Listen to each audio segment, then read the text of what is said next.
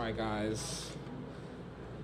Welcome. We're not starting yet. It's like a, yeah, we're not starting yet. It's like a live production situation. Yeah. Oh.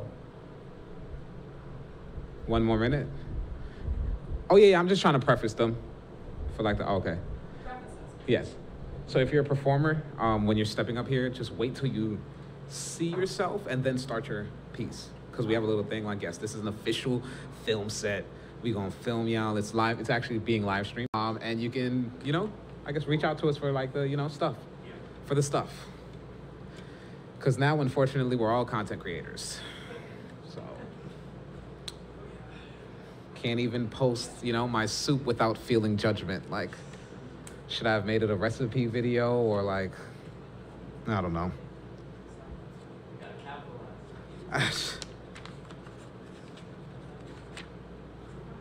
Okay. I haven't seen myself yet, so we're not going to start yet. Okay, no. All right, that's cool. I'm never...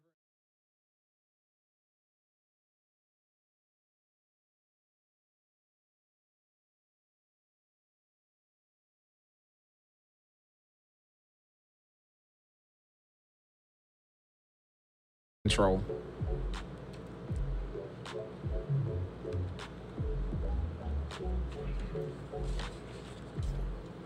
All right. All right, this is it. Hello. Welcome, ladies and gentlemen. Make some noise for yourselves in the building. We are here for the Nuyorican Poets Cafe Open Mic Wednesdays at the Loisaida Center. We do this every second and last Wednesday of the month. So you guys can definitely pop in. Let me just tell y'all some rules. If you need the bathroom, the exit is right there. You could go down the hall. You'll see a sign that says bathrooms, and it's to the right. Please, don't clog it. If you do, it's okay. We're human, and it happens sometimes. We won't be mad at you.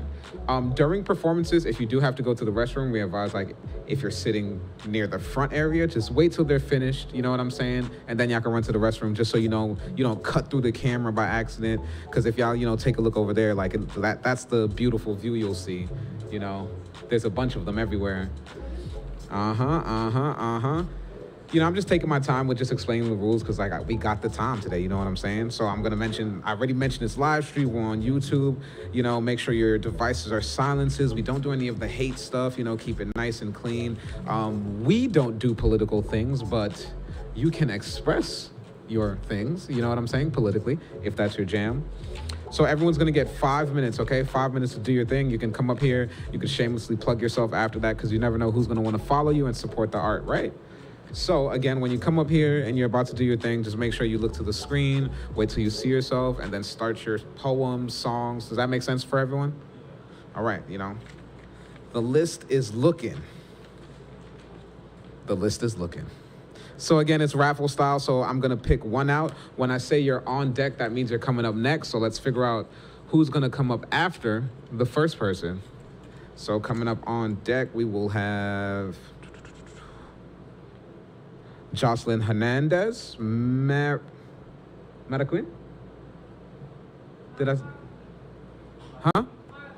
Maraquin. Okay, so yeah, you're gonna be on deck, so you're gonna be coming up next. And let's find out our sacrificial person for the start of the night, because this is the power of the raffle. All right, so the first person of the night is one of our OGs. Everyone put your hands together. Make some noise for Paul Skiff, making his name to the stage.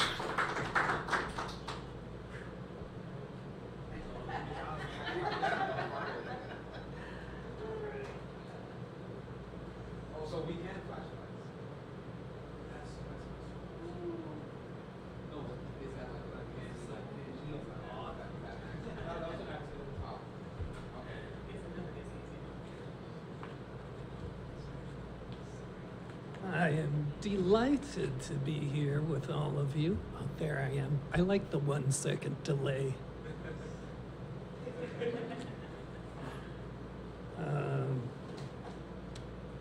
It's 4 minutes, right? For today, I'm going to give everyone 5 minutes because we got time. Okay.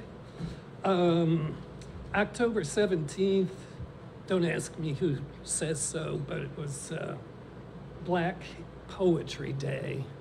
So I just want to start with a quote, not a poem, a quote from one of my favorite poets, Audre Lorde.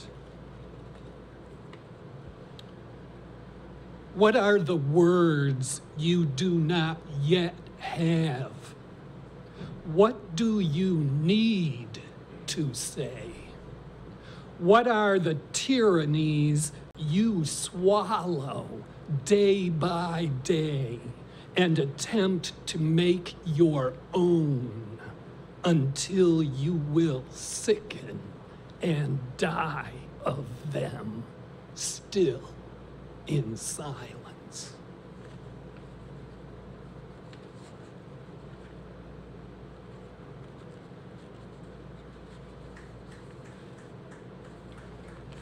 This is something I'm just working on.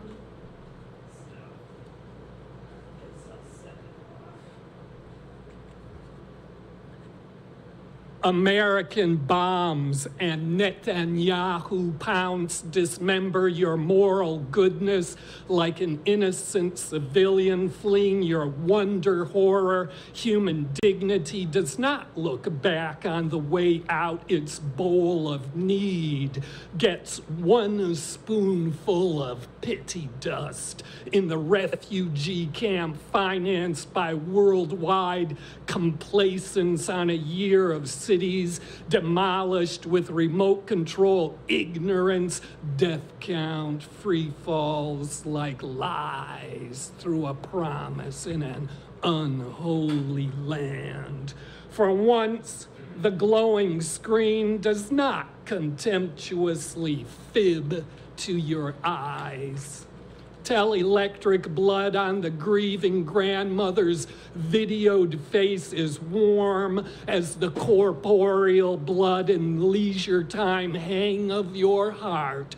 What if you knew the child whose brains were on your bystanding hands?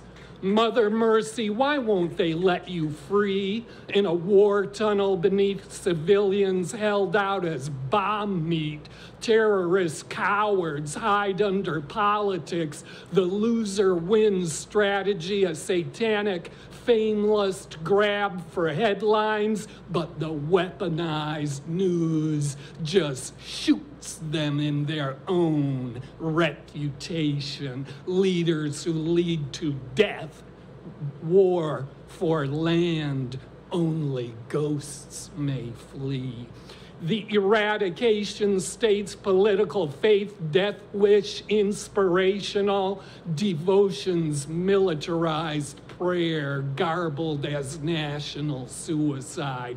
Religion lost, the holy, somewhere superstitious in a rocket stockpile, with devout sanctity, goddess-idol men piously atrocity rape the watching world. War is continuance of failure by ignorant means through violence worship.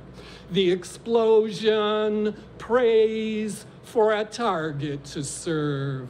Phosphorescent fire and lung-popping concussion deliver their brutality sermon. Sacred truths drain out artery of civilian innocence, drip disillusion from bloody table in the basement beneath world opinion to brim martyrdom's pale, containing shredded tranquility of the neighborhood. Righteousness is the pimp of vengeance dressed up as sorrow. The hysterically grieving multilingual winds of Palestine moan lamentation in one slang of loss. Prosperity starves like children who inherit a blockaded future where love is now too weak to have an appetite. What can you feel from prosperity's distance? What if the bomb dust was a paste on your tongue? What if the hill of rubble slathered with severed legs was your home? What if the communal farm pillaged of life hollowed your contentment? What if the ambulance full of nameless rancid intestines needed you to empty it? What if the stench from the entire family of corpses next door locked your face in a grimace, dodging hateful slaughter up and down a land that after victimizing is still just the most unholiest 80-year-old promise? Where would you find peaceful sanctuary between the vicious old men in sacred business with death? Hope and desperation under anger's fingernails that unearth a newborn from the hospital collapse, join depravity and joy in an infamy dance when a music festival is raped for no reason other than murder fun. So venom and purity scramble complicity and innocence where victory and defeat deny knowing one another. American bombs and Netanyahu pounce attack your moral goodness like a wonder horror. Human dignity does not look back on the way out. In the refugee camp, its bowl of need gets one spoonful of pity dust. On a year of cities demolished by remote control ignorance, the death count free falls like lies through a promise in an unholy land. Home is a target when love is on its own. Belief is an excuse when love is on its own. Pride is a vendetta when love is on its own. Hope is a successful bombardment when love is on its own. When love is on its own.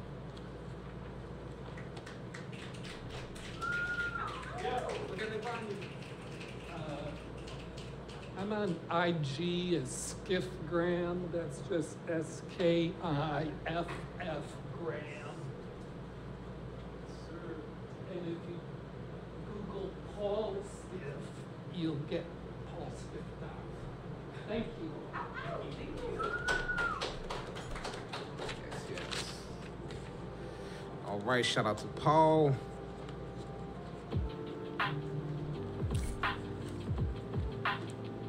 So we are going to do a double round. So we'll do a small intermission where I give you some insights about what the Nuyorican Post Cafe is doing and what the Loisaida Center is doing, so we could, keep connected and everything.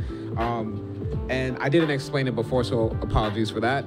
But when you have 1 minute left, you're gonna see kind of like a little flashlight on the side. So that's just your signal that like you got 1 minute left to kind of like, wrap it up. Paul, I didn't do that to you because I didn't explain it to you. You feel me? So that was, but thank you for that. So we're gonna keep it in motion. Let's see who's on deck. All right. So on deck, we have AC Lightning on deck. He's going to be coming up next. But before that, everyone put your hands together. Make some noise for Jocelyn Hernandez Maraquin. Nice. Making her way to the stage. Sorry, I was...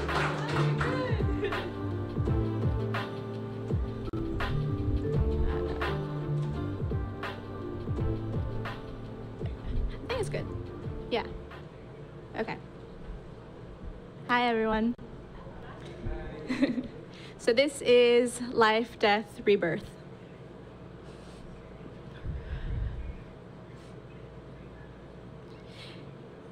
The insurmountable weight I've carried upon these shoulders is enough to make my back crumble and my legs collapse. Must I fall into the cycle yet again? Yes. Because as I walk into the abyss, I realize it is not a cycle that I've fallen into, but rather the never-ending spiral that has no beginning or an end. If I take my dreams into consideration, believing it could happen is but one part of the process. Knowing my limitations requires that I sometimes must take a step back, be still, and just breathe. In remembering my people before me, I know I have the capacity to change. My existence would have not been possible if not for the sacrifices made to get me here. I bet the ancestors would marvel at the very thought of their daughter here performing in the city of New York. Yet, as I exist in flesh and blood, pretending not to hear, nor see, or staying silent will not save me. Safety and stability can often make my skin crawl, but of course, the system that was is meant to disrupt my tranquility and dim the light within. And though the strength I've acquired has transformed into a resiliency through trauma and pain, I imagine things can be different when my children and my children's children go their own way, not needing to suffer the same game or live in vain. In my current existence, it has been possible and easier to let the universe take hold of the reins. Yet, of course, I can't help but to falter at the sight of unmet expectations. I'm only human. You see, traveling to distant lands and foreign places has afforded me the ability to look past my own prejudices and shortcomings. I not need strain myself to be seen. A piece of you lives in me just as a piece of me lives in you. And this, I found, is the key in renewing my sense of belonging in this world. As I learn what roots and binds both you and I to this earth is but the love we share and bring to the table, full of our sons and daughters and fathers and mothers. The reflection painted on my eyelids forever captures a promise of a future led in the spirit of cooperation. Forget domination. I know in times of obscurity and distress, it can be hard to comprehend how the innate sense of self can relate to the women of Congo or the children in Sudan, the people of Palestine, let alone the Trump supporter in Texas or the soldier in Rafah. These differences alone are exploited in the name of nation states and figureheads and the creator of all things. Now I wonder if we were all to just take a step back, look past those who claim to govern in our interests, take a deep breath, and understand that in another part of the world, there is someone just like you waiting for all of this to change, their hands on their hips, not realizing that the change they seek is but within. Thank you.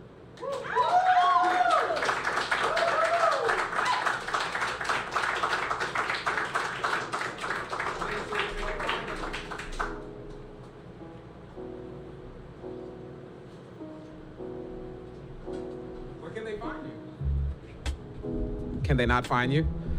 I was like, yeah, come back and tell us where we can find you. You guys gotta tell you. I told you, you gotta plug yourself, you know? You never know. So yeah, I have an Instagram at Jocelyn Hernandez Marroquin. That's JOCELINEHERNANDEZ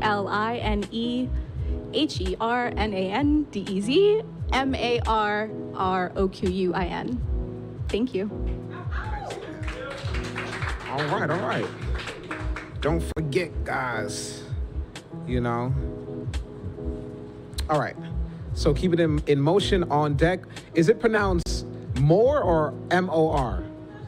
Just more? Okay, so on deck we got more. You're going to be coming up next, right after AC Lightning. Everyone put your hands together. Make some noise for AC Lightning, making his way to the stage.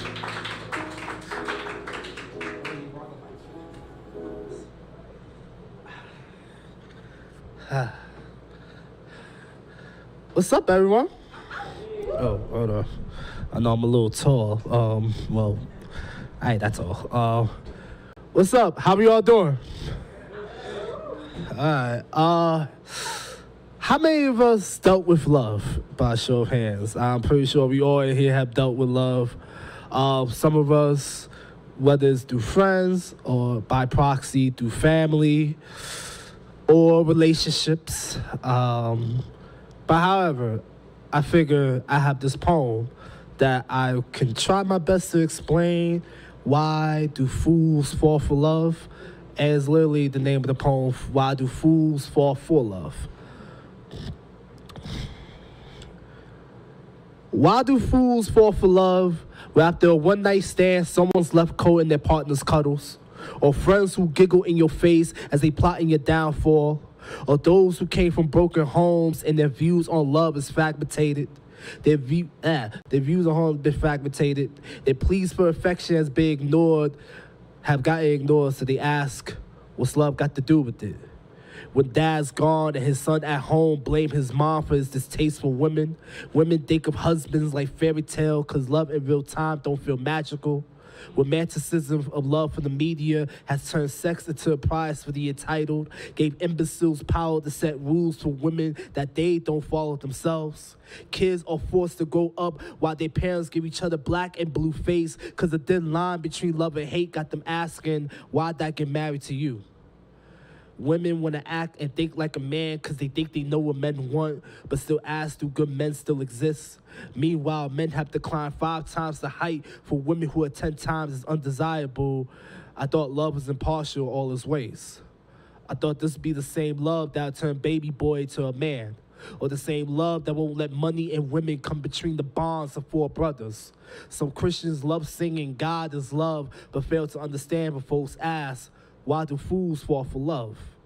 What's love got to do with it? In the midst of heartache, love is incessant poetry. It fills up your heart when you feel empty. Love is beauty. Love is radical. Love is worship. It's a tingling that wakes us up every day to keep us holding on for hope. Maya Angelou said it right. Love is many things, but one thing love is not is unsure. Love is the tree that sprout many branches, but roots of uncertainty is what kills love. Love is patient. Love is kind. Love is brotherly. Love is seductive. Love is servitude. Love is medicine to the soul that can give Stella her groove back, can give interest strength to raise them girls, could show trade that does a better tomorrow, and could turn the diary of a mad black woman into a woman filled with joy. So what's love got to do with it? Everything. Because agape is God's boundless aura, powering us even if we disregarded him. I too was hurt by a perversion of love until Yahweh met me at my footsteps. And like how he showed me, he'll show you. You're not a fool for falling for love. You're only a fool if you get consumed by hate. Poem.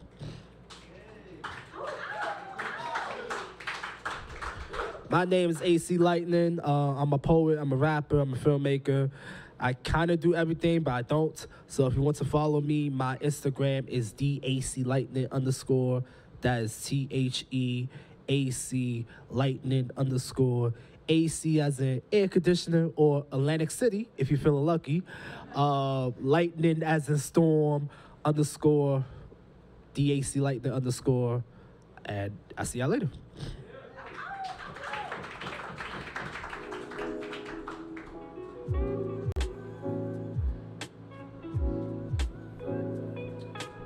All right. Let's figure out who's gonna go on next real quick.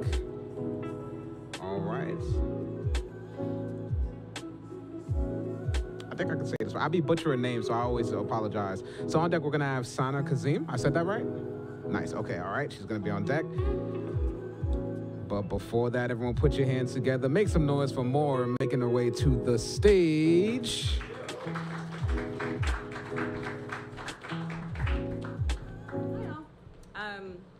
So I've filled up about 5 notebooks in the past month of my life, and I haven't read a lot of this yet.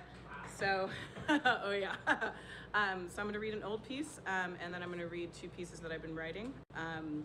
I write all in capital letters, kind of like I did when I was 10, so sometimes I stumble, so just please be kind. All right, so this one is called Wield Love Like a Saber. Oh, sorry. Good? Cool. So this one is called Wield Love Like a Saber. I've said before that you have to keep building a life that is poised to keep re-healing the perpetual wound within you, the stigmata of having been embodied on this earth in a family, of surviving the loss that comes with living. You keep the kit stocked for triage, and you pry from the floor the nails whose old heads cut your feet. So much of my life I suffered. Why now would I not turn myself towards healing and love? Why wouldn't I dispel the distortions whose untruths I've forgotten and re-remembered so many times? It's about practice, about practical things you do, things that work on you, work in you, things that affect change on your body, within your body. You go out there and you let the world wash over you, remind you of your place in the world of the living. It's the self-hatred that keeps that demon pinned to your heart. It's the self-hatred. It's the first untruth we let through the door, and with it, that insidious let-in creature enters us.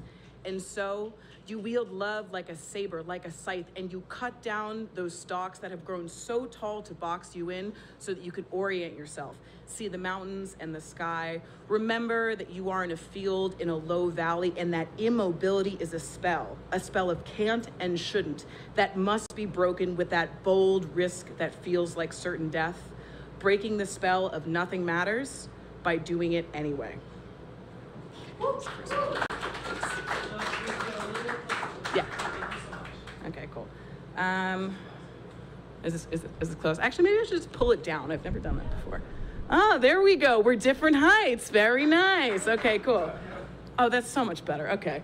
You know, this is like one of those things I've realized about like overhead lighting is you'll walk in a room and be really uncomfortable, and then you'll be like, wait a minute. This is not me. This is the settings. This is the microphone. All right.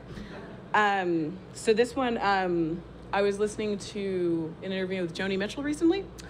And I was thinking about Joni Mitchell and the 60s and the disillusionment at the end of the 60s, and how it kind of feels like we felt when COVID, there was this little aperture where things felt like things finally stopped, and it felt like change was fucking possible. And nobody talks about it, and it's not in the popular culture. It's the only thing of that magnitude that could happen all over the world, and that somehow wouldn't come back in popular culture. It's not in art, there's not essays about it, but we all fucking remember that feeling. And we remember what it was like when everything not only went back to fucking normal, but it got worse. And the disillusionment and fucking disappointment of that shit we have never dealt with.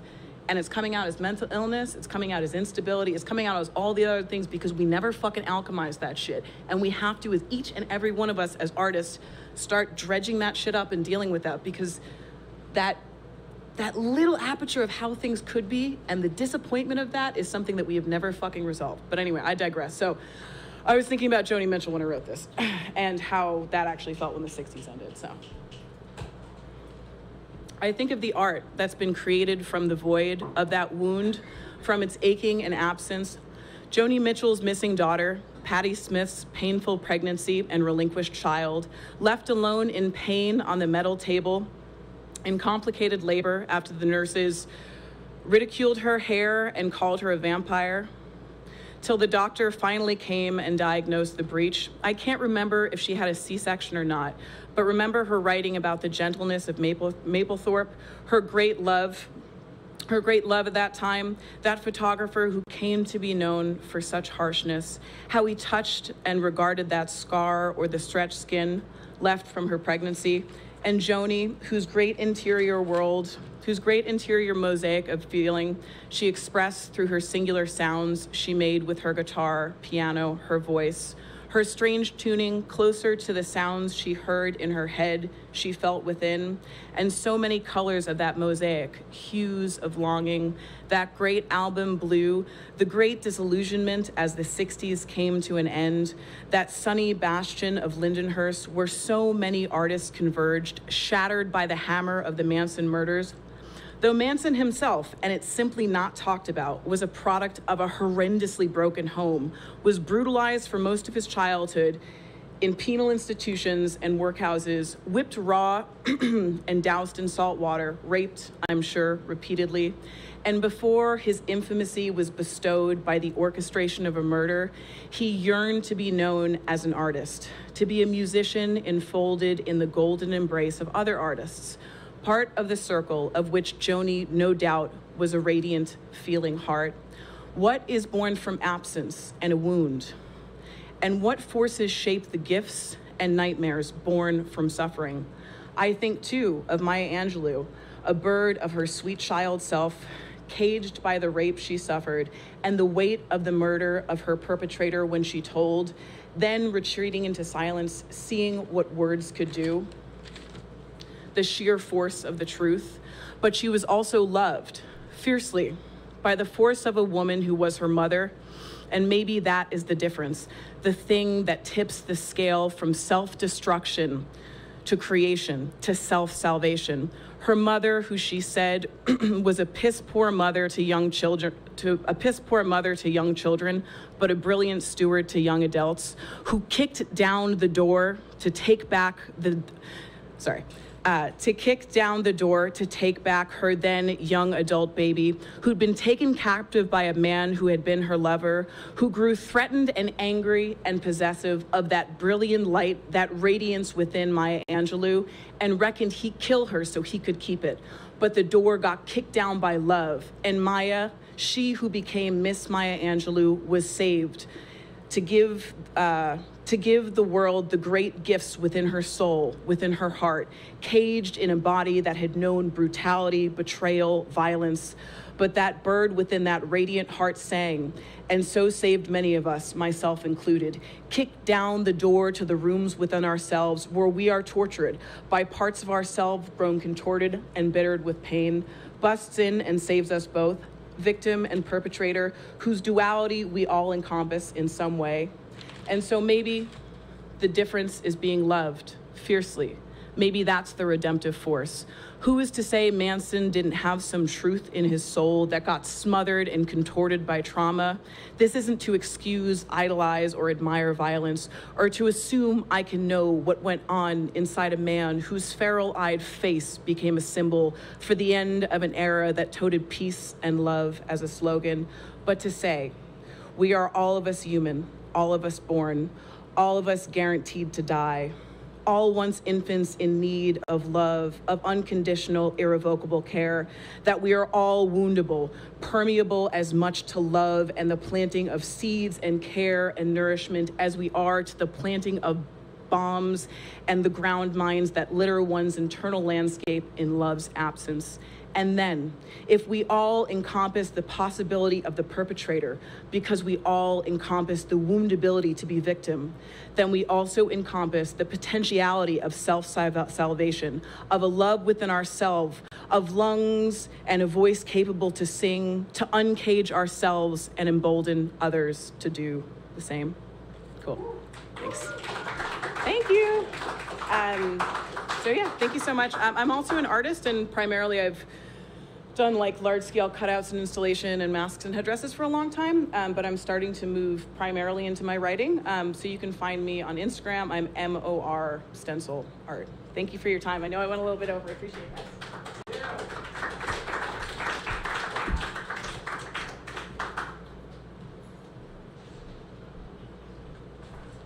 All right. So before we get into our little break announcement and then our second round, I'm going to redistribute the tickets. So artists, definitely get a second piece ready if you have it.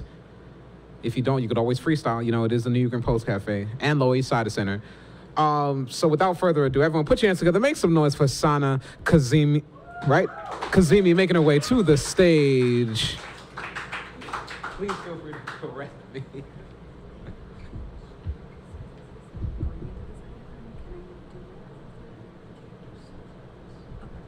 Particular one, but if you talk to Kat, like, she'll let you know which ones like you can try to. Sure. Hi, everyone. My name is Sana. I am a spoken word poet from Chicago. This is part of a set. I'll read the first half right now and the second half in the next round.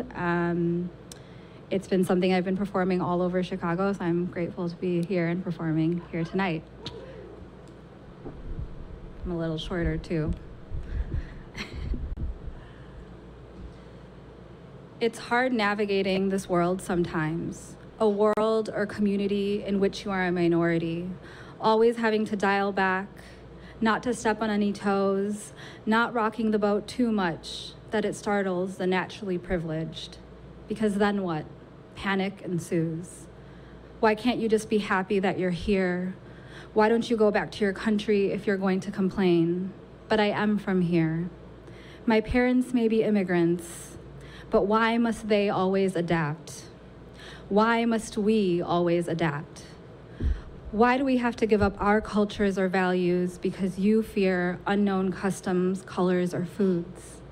We must be uncomfortable for you to remain in a state of stagnancy and privilege. Why can't we learn, grow, and adapt from one another? The world would be better for it. Your fear of the unknown forces others to accommodate. You have majority representation, yet fear giving us room. You fear that you'll be mistreated as you have mistreated us. But we don't want that. We want growth and evolvement for all. But your stagnancy of privilege prevents you from seeing the overall great impacts to our world. If people could just open their hearts to one another, to understand one another, versus creating more divide in our communities. Perhaps it's the brainwashing that only one group can prevail, versus what reality is, we would succeed together, further together united than divided. But there's so much hate, so much divide and despise. How do we overcome such an unfortunate oversight? How do we open your eyes and your hearts? I hope to show you with my words things many can never avoid, that is constantly in our daily thoughts. The reason why many of us refuse to continue letting this world remain stagnant. To show you a sliver, a glimpse of what it means not to meet the societal constructed norm, and to ask you in earnest to hear with an open heart. So let me paint a picture. It's 2020, and while you may be out gallivanting stress-free, people are fearing for their lives, disappointed that Breonna Taylor didn't get the justice deserved while her murderers survived, with a slap on their wrists basically being told, you'll be fine. You've got the blue badge and the off-white skin. You and your kin are protected from within the unjust system who are separating the colors from the whites. You've turned a blind eye to the travesties occurred, more concerned about property than humanity, more concerned about your comfort than the people who can't breathe. You throw tear gas and rubber bullets while people walk the streets, asking for the same benefits and privilege that you've been handed for centuries. They ask for basic human rights, and you start chaos, to spread confusion, to spread hatred. And for what? So that you can continue your deceit. Fast forward to 2023, nothing seems to have changed as you continue to turn a blind eye to the travesties overseas, skewing the narrative of the innocent to do as you please, using media to turn the oppressed into the oppressors, to rewrite history, portraying you as the hero while the rest of humanity fights for freedom and peace. You play innocent to continue your game of control with no care about the rising death toll, without a care that there are innocent people on the verge of extermination. You instead focus on erasing your sins with propaganda, with the expectation that the world will forget, that the world will believe your lies, but not this time. We've seen the truth, and there are many others finally opening their eyes. We will not let our voices be extinguished as you continue this massacre of innocents and civilians who are just fighting for their land and basic human rights. We will not stop until there is freedom for all humanity. We will not give up the fight until all are granted autonomy for their own lives. Thank you. Thank you very much. My Instagram is SANAAK7. And thank you. I'll share the rest later.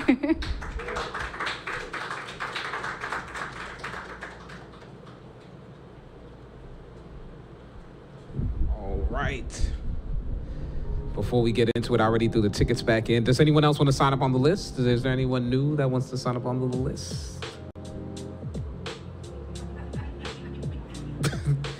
The two people I'm looking for, they've signaled that it's a no. Next time. All right, so we're gonna get into some announcements. So the first, Paul, are they gonna throw it up? I'm ready for the slides.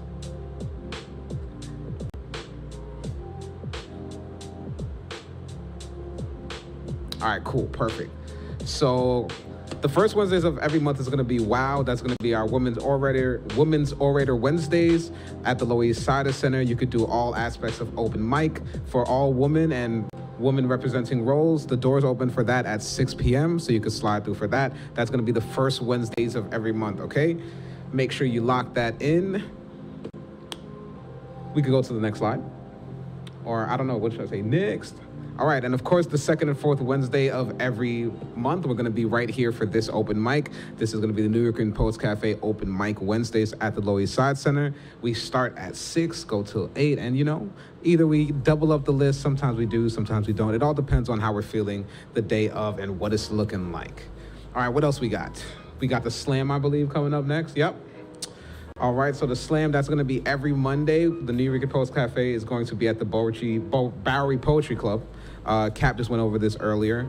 And basically, it's going to be a weekly slam. The winners take home a cash prize and an invitation to the monthly Friday night slam, which is kind of like the final one. It's a bigger one. It's the Big Blast competition. The doors for that is 6:30, but the line starts at around like 30 minutes earlier. So we do suggest that, you get a little there, early or, to your own vices, And then the final slam, which is on Fridays. Yes, there we go. That's that beautiful flyer. It's going to be at 9:30 p.m. every month.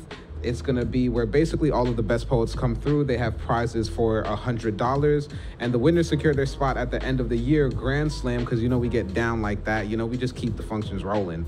And that one, they can win up to $1,000 to take home and a spot on the Nuyorican Poets Cafe Slam team. So not only you get that bread, you get the creds. You feel me? And now, with the promotions being done, let's pick out this raffle for who's going to start the next round. Sorry, sometimes you got to get a good mix in there. You guys are missing out on the ASMR goodness. I don't know if y'all can hear it. Can you hear it in the headphones back there? You can hear it in the headphones? People pay for this.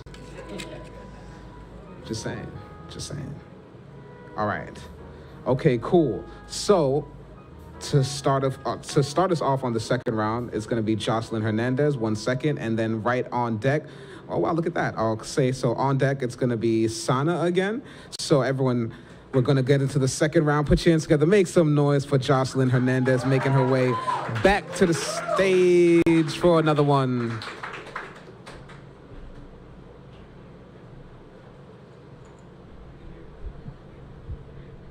So I was searching through my my notes app, and this just seemed like the fitting one to say. It's about love.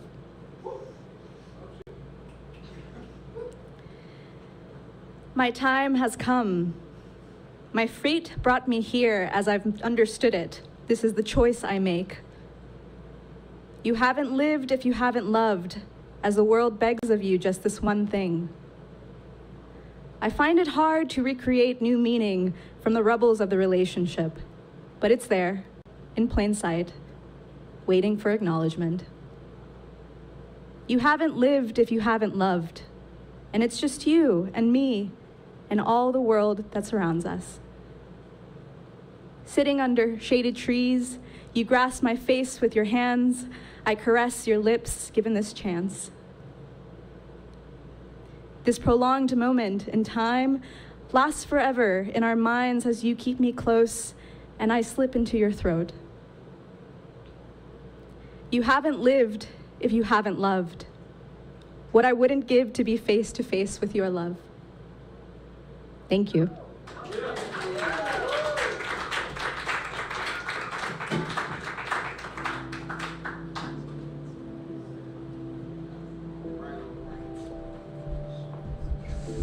Yes. Keeping it in motion. All right, on deck, we're gonna have AC Lightning back to the stage. But before that, everyone put your hands together. Make some noise for Sana Kazemi making her way back to the stage. Share a little more of the greatness.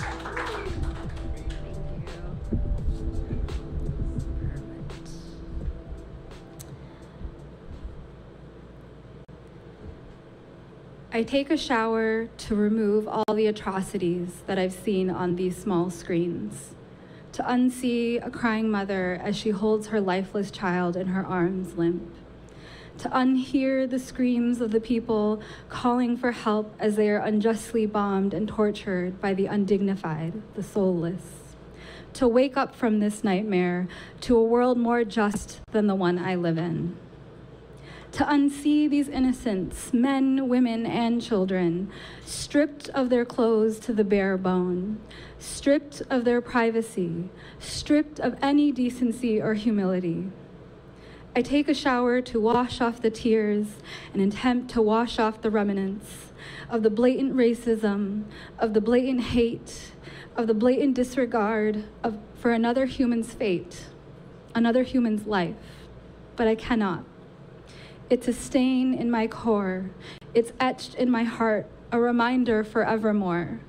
A reminder that if we are different, we don't deserve for our voices to be heard. We don't deserve for our people to be saved.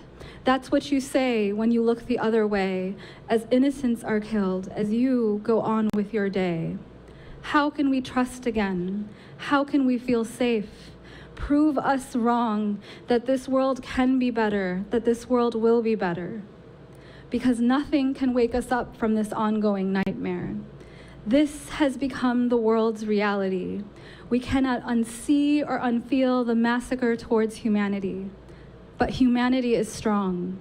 We are one, we are united. We feel the pain of each individual fighting for their life, for their core human rights.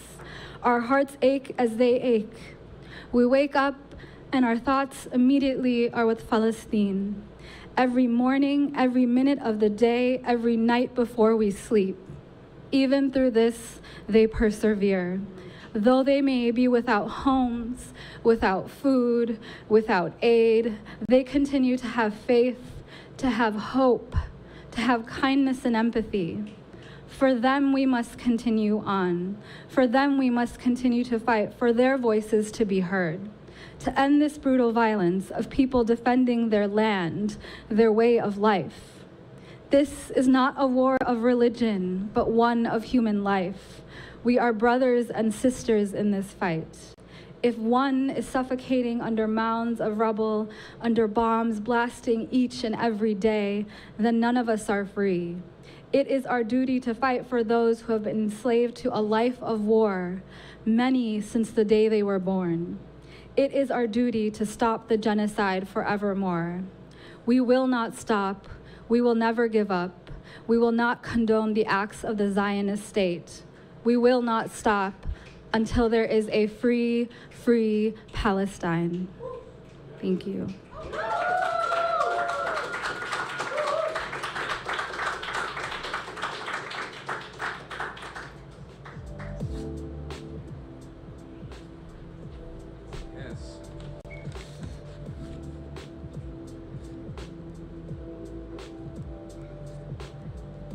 Perfect. All right. On deck, we have Paul Skiff on deck. But before that, everyone put your hands together. Make some noise for AC Lightning making his way back to the stage for another one. DJ Khaled.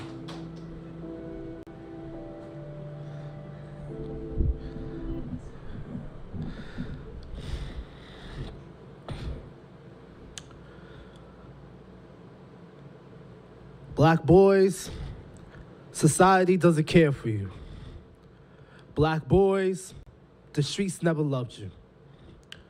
Black boys, your parents tried to raise you well in New Jack City, where GTA thrive in the ghetto. These Crips shed blood on the Saints Row as they pledged to the call of duty. The cold streets made these boys act hard, and if they want to, they pull your card. Black boys, your people supply sirens and handcuffs as your daily soundtrack. Helicopter propeller dump hard like gunshots turn to 808s. They scream gang, gang, gang in their raps, put it on a track and make a killer off of it. All they care about is clocking that dough. You have mama freaking out for running the streets if she knows, but you survive, black boy. While another family bears the news on TV, another black boy gunned down. Black boys, your father will hug love and soul into you because he's not trying to lose you to no bull-ish. Your dad's love is what oxygen is to lungs, and he risks his life so you can shine. He's not lying to you, king. He wants your pride strong like the rock. Black boys that have you believe that you can live on the radio like the top 40 or score buckets like Kobe and earn 40 points as if life outside of entertaining people is foreign to you. If you ain't got money, power, or whips, your life is not existent. Black boys, everyone and their mama could tell you how to be a man, and if any man shows you how to be one, you be vilified as a bastard. Black boys, God didn't have any doubts about your identity when he made you a boy. This world will feminize you because they're scared of what you become. But God saw you as royalty. Thrive in your masculinity through his spirit because black boys, this world makes suicide kings look good. Give you tools to destroy yourself because how else do you stop a group of people from reproducing? The white media says you're fools, so they use sex, chains, and women as your Achilles heels. They display images that have folks say, you're all thugs, black boys. We killed monsters here, black boys. All you ever be is niggas, black boys. And you see, they'll never care enough to know what goes on in the ghetto. But black boys, you're meant to fly. Black boys, you're entitled to be loved. Black boys, don't ever die if they try to kill you. Black boys, you deserve to live to see your dreams. Black boys, society doesn't care for you. Black boys, the streets will never love you. Black boys, love yourself and trust God. Peace.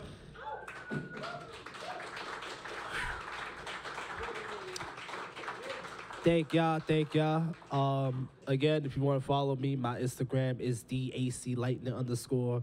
That's THEAC Lightning_. I'll be outside. I'll be in New York. Well, until it gets cold outside, then I'll be inside in wherever venues that be doing open mics. But I get around, so I'll see y'all.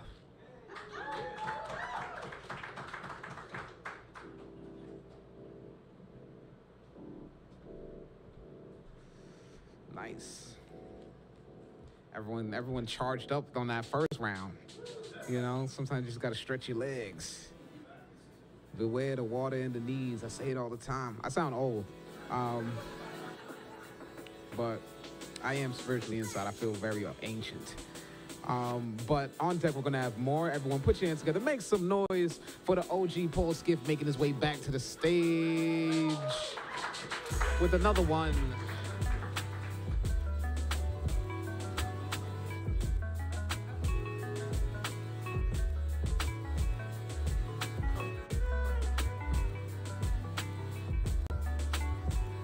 Thanks to Paul, SolPreme, Ron Mark Thompson, the crew out front, the Nuyorican Poets Cafe, and Loisaida Center for making this place. I call these action spaces where people can come. It's a free and open space where people can come and stand up and speak out about what concerns them. And if we didn't have these spaces, I really don't know how we would create the world we want to create for ourselves. Here, over here, over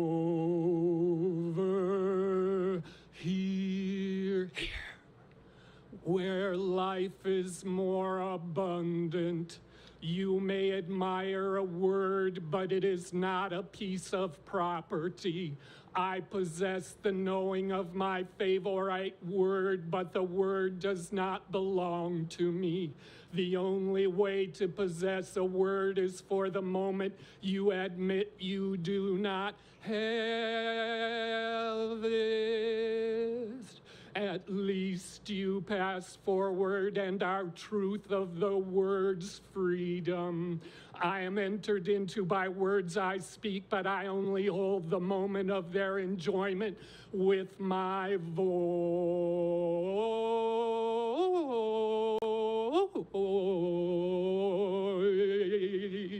Safekeeping of the word, continuously interrupted words wear my mouth as their shadow. Quest beneath my tongue for how to be said, searching for their self-same sound as though my mouth is a sonic mirror echo spark, traveling the frontier of their becoming inside my mouth like refugees on an illicit crossing to freedom.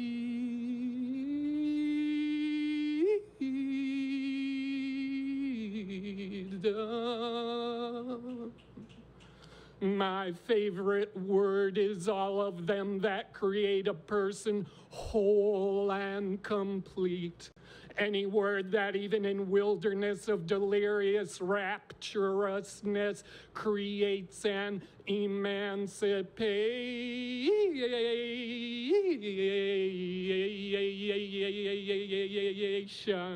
All words that ignite and shape a vital beginning of full-bodied participation in being alive. If our life was a word, I would favor it with being said. Shape my mouth around life. Fill with resonance of a force greater than any human understanding to be made animate here. So my resolve and volatile tenacity will be how I feel and perceive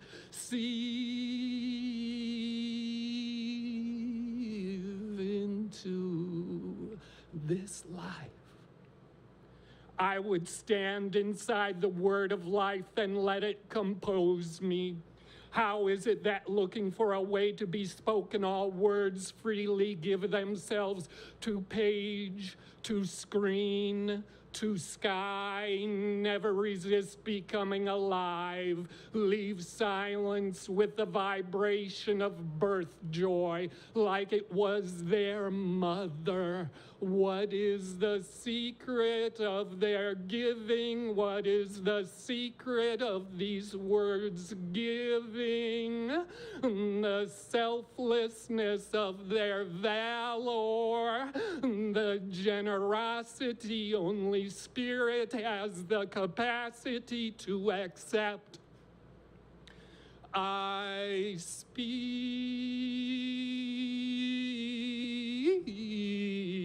you a word,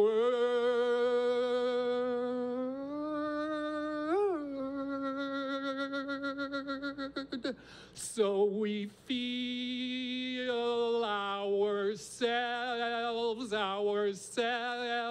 so we feel ourselves, so we feel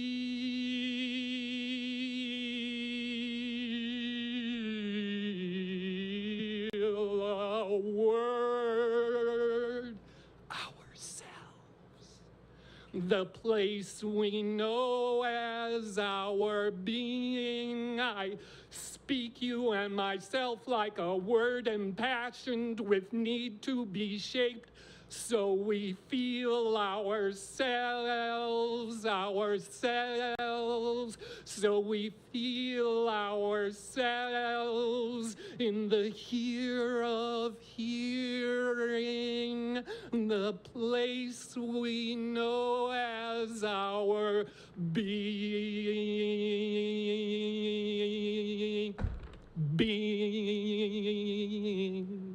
A beginning as a word that opens our togetherness. The beginning, a word that opens our togetherness.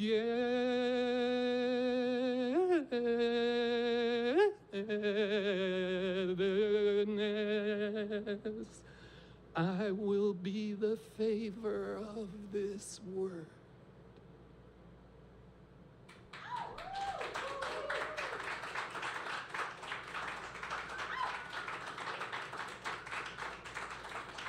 Thank you very much.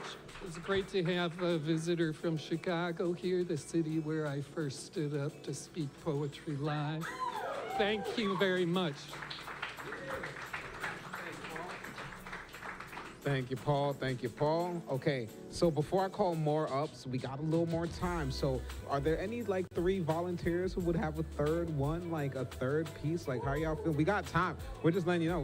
We end at 8 usually, and I know more is the last performer. So is there anyone here? You know?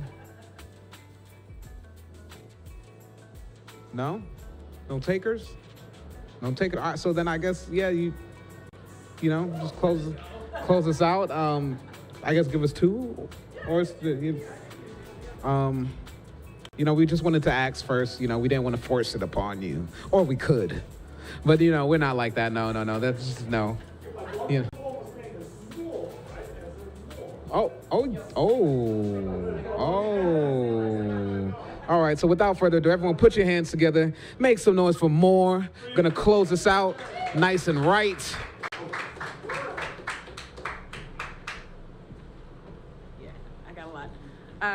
So this is something I wrote.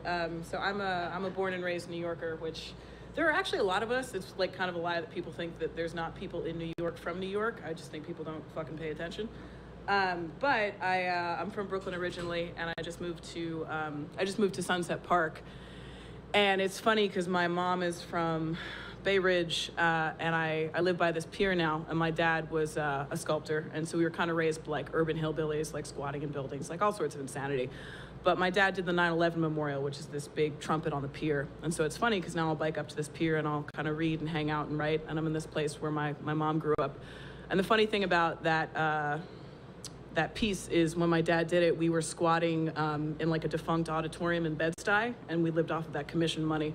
So it's funny to be back on that pier now at 31, because last time I was there, I was like 11 years old. So anyway, I've been spending a lot of time at that pier kind of writing and just seeing all these like biking down the street and seeing like me at 12, me at 22, me at 18, and it all kind of seems to be coalescing in this really weird way. So anyway, this is about that. I think bees like focused attention, and flowers, obviously. I mentioned the latter obvious statement because one darts around my head as I read Henry Miller's essay about Whitman at the end of this pier at the tip of Owl's Head Park, not far from the Verrazano Bridge, and returns every half a minute or so to tend the bows of goldenrod that are sprouting out from my ancient DiMartini messenger bag that is at least as half as old as I am and looks it. A second bee now takes up the task, and I feel good knowing that bees will eat, and I'll get to perch, that bees will get to eat, and that I'll get to perch these on some windowsill in an old soda bottle I got in a junk store in New Orleans. I cut the goldenrod and the other flowers, the pale pink and lavender ones that resemble skinny petaled daisies, the same kind that sprouts in the yard next door and look good against the tri-colored cat that likes to perch beside them and stare at me in the mornings. Stark white fur with fat dollop patches of a creamy tangerine orange and bluish gray, This is the amalgamate cat of the litter, for which there is a full colored counterpart for each splotch. The backyard sometimes looks like a painting, which was a favorite of mine as a teenager, of which I forgot, I'm not sure when, which is a thing I've always wondered about forgetting.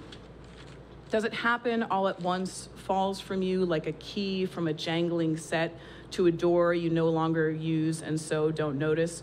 Or does it fade or leave you by degrees till it's just not there anymore? Or do you just become kind of blind to it? This thing you know or that you love blends in like some ubiquitous trinket on a windowsill. The bee darts by. The painting is massive and hangs at the Metropolitan, a place that if my theory about bees were to be correct, would be filled with them. I can't help but see a hive nestled between the obsidian butt cheeks of a Rodin. Flowers, too, though, are an essential counterpart. So if they still fill those massive vases in the lobby, then maybe they'd take up residence there. But the painting is by Jules Bastien-Lepage and depicts a woman who I'm sure I resonated with being visited in a grove by a golden-armored and waspy-looking angel, maybe Michael, but he is telling her who becomes Joan of Arc of her fate. Kind of a raw deal, martyred for the wars of old men and burnt on a cross, if I remember correctly, which I doubt that I do because I don't care, which I doubt that I do because I care about the painting and Joan, but not the manufactured tales of saints who probably didn't choose it and was probably bestowed in exchange for their life and on some whim of the church. But I love that painting and the woman in it, who probably represented me to myself when I loved it at 19. And now seems to stand ageless in that grove, a vessel now for the girl I was then, one I've mourned losing at different times from this many experienced vantage point of 31, after burning up myself, pared down to something that feels kind of elemental, and a bit like that 18-year-old did, but amalgamated with this self who's met that fate already and lived, that fate she was so afraid of at least. The greater arc of my fate is to be continually revealed and tended. It's the one I feel I'm tending now, biking the Belt Parkway, marveling at the mere psychedelia of the water's surface, a mosaic of everything above, a mosaic of everything above it, surrounding it, below it, traversing it. A life is kind of like that, the interior it creates in you. It's what it's what my life feels like now, something reminiscent of things, places I've known, people I've been, and what it felt like to inhabit them. But it's also alien, shifting, new and old at the same time. I look up from this thought towards the sky that seems close from the top of this tall brownstone stoop and catch a single bow of disembodied rainbow that casts only about 5 seconds before fading from the face of the stretched strands of cloud. I'm sure there's a name for that kind of cloud and for short-lived ribbons of rainbow. That watery interior of memory and experience and desires and selves come and gone. You can admire it or swim in it or drown in it too if you're not careful. I've done all three a few times, though barely survived the last oceanic storm. It's not a place you want to be with without a paddle or to end up floating, clinging desperately to the wreckage of an old self. As I sat to write at what has become my favorite bench and watched the bee do his work and the shorebirds coast overhead with their sharp-tipped silhouettes and easeful determination, I felt a deep smack on the face of those waters within, an ache for a self I don't think I am anymore, for her desires and the things she worked so hard to achieve, the things she aspired for, met at first with the violent surface resistance, the yearning not to let her go, to make her some promise, to take up again somehow her mantle that isn't mine anymore, and try to satiate that fear, that acknowledgement that I'm something else now by cloaking myself in something I've been. And then I realized I had to let her go. The pain was the pull of something that is falling quickly below to the underlayers of the ocean beyond my sight. And I had to release the ropes that kept me bound to it, let it sink below. Perhaps to the same place forgotten memories go, things we forget we love, but still do and always will beyond our knowing. How are we doing on time? How are we doing on time? Do you want more? Do you want one more? Okay, cool. Cool.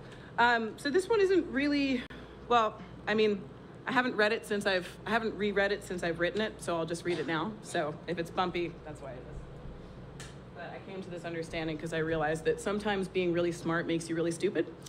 Because I spent a lot of my life being really good at knowing a lot of things, but I realized at a certain point, if you're good at knowing a lot of stuff, you also get really good at bullshitting. And I realized I became a very marvelous bullshitter. But it's a very special thing when you start to recognize your own bullshit, because once you can do that, you're kind of free. So that's how I've been feeling recently. Being too smart can make you dumb. When you live too much in your head, you risk stranding yourself on that island. Isolationist, protective, very smart because you need to be to survive and sustain, but willfully blind to inefficiencies of living that way. Beautiful at bullshitting. It's a skill that comes with being a good truth seer and truth speaker. It's the shell of a thing, gorgeous, well-word built facade, artful artifice. Being smart can get you very far, but so often the horse you rode in on is the one who rides away with you.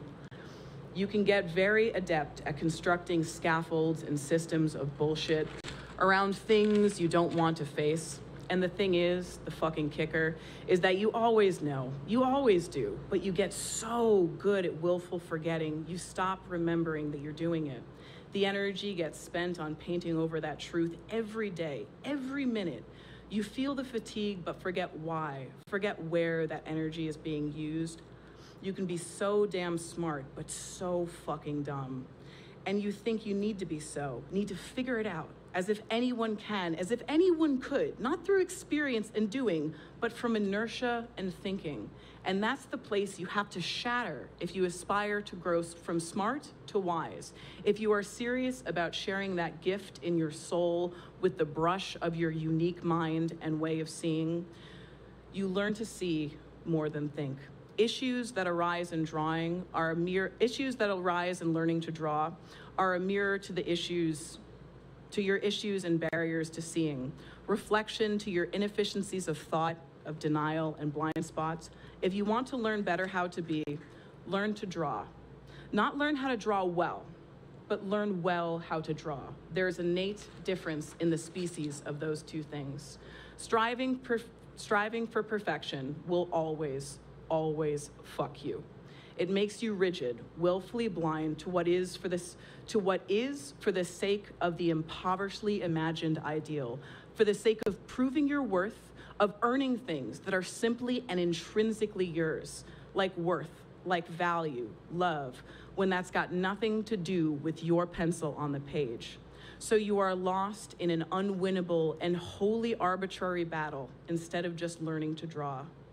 I am so much less intrigued with what things say about me than I am in the experience of doing them. Because truthfully, no one cares. Nothing says anything about you. And that which does speak about you, who you are, is often what we ignore and not what you fixate on.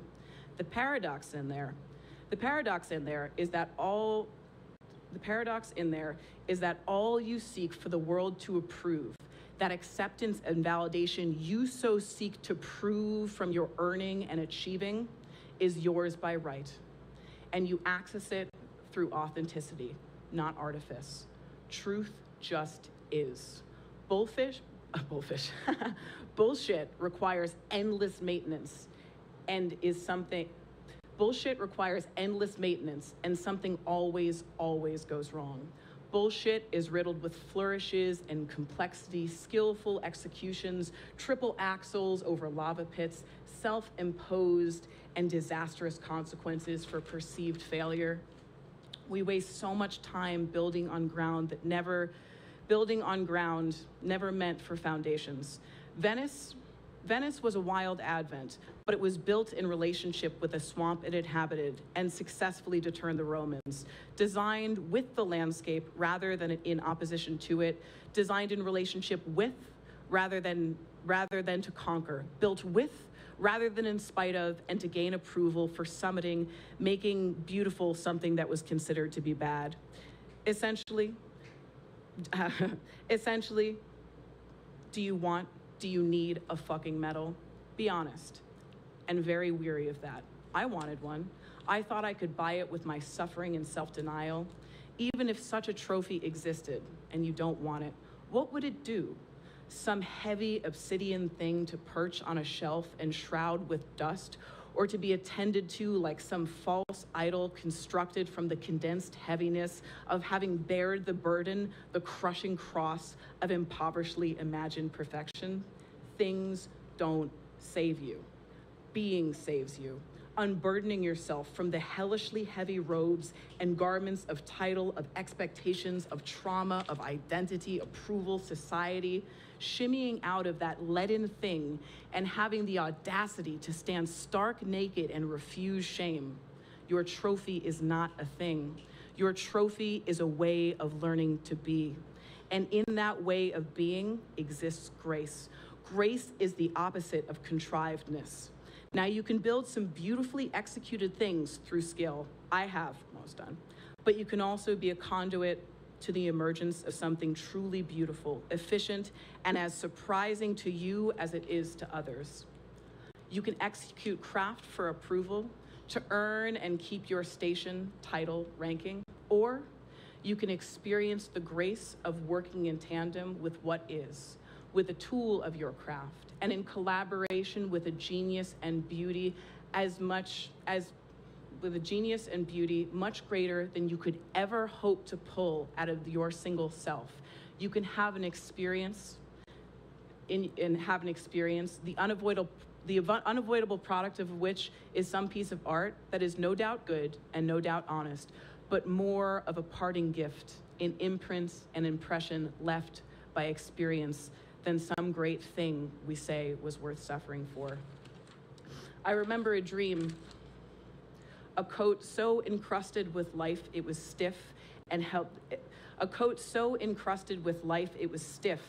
its form, ballooning out like an upside-down teacup and almost adobe-like in its construction, many rooms and chambers within its circumference. It was heavy. I'm wriggling down into it and crawling out from under it, pale and slick with something cold like the sweat that encases you when you're sick. And it stands up straight, just as it did when I inhabited it, so rigid it didn't even need me as an armature. I don't care about trophies.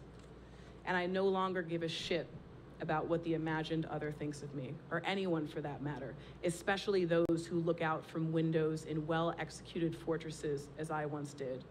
You'll find me in the nude, somewhere in the grass, unafraid to show my whole ass. Yeah. Thanks, y'all.